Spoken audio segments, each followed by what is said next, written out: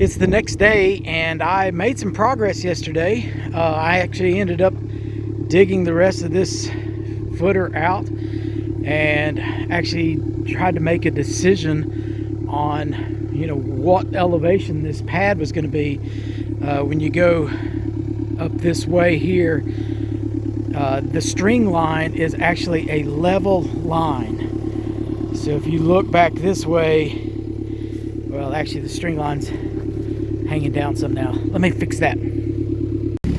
Okay, so I've adjusted the string line and it's a little more tight now. So the top of all of those stakes is the same level. And what I've determined is I had almost 17 inches of fall from here, from the point here at the end all the way down to the other end. So if you carry that all the way around the front side of the camper, let me show you that. That's where the problem comes about. You can see the string line here, that's level, and you get all the way over to here.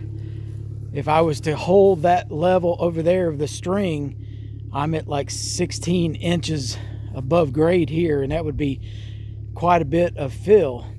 So to be able to not be so deep in the ground over there and keep digging, I've lowered everything 5 inches, indicated by that black mark on the stake. So the top of the slab, or the top of the concrete, will be 5 inches below that string all the way around.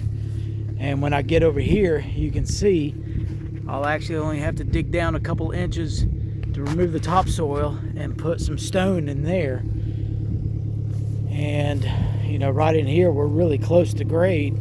I'll only have to dig down probably about 5 or 6 inches to be able to get the stone in, and then the concrete forms will be on top of that.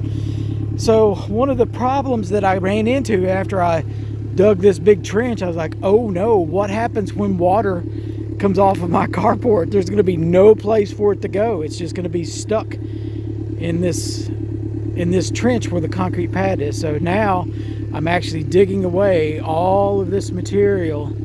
You can see where the mini excavator is sitting. I'm digging it all the way to be able to have a place for the water to go. I know it's not going to be able to drain yet. I can work on that later when we get the skid steer up and going. But that's what I'm working on now. I'm stockpiling all the material over here.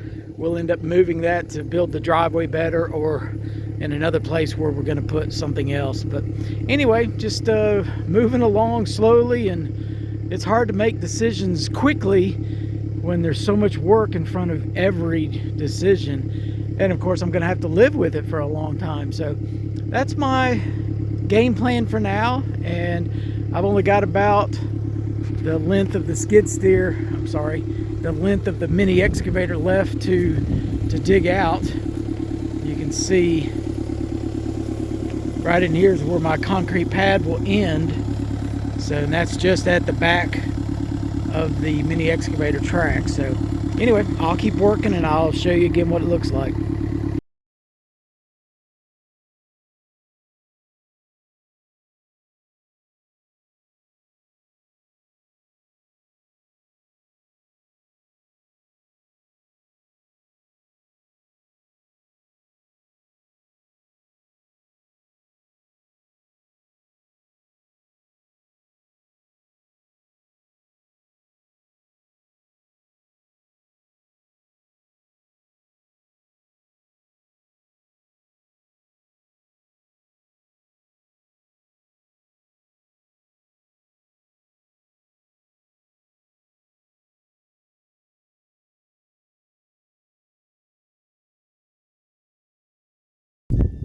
Well, that didn't take too long. I did it on a time lapse because I wasn't really sure how long it would take, and I wanted to sort of try it out and see what it looks like.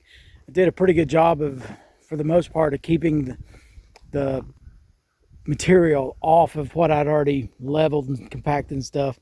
One big chunk here fell down, and I got a couple here to move with the shovel.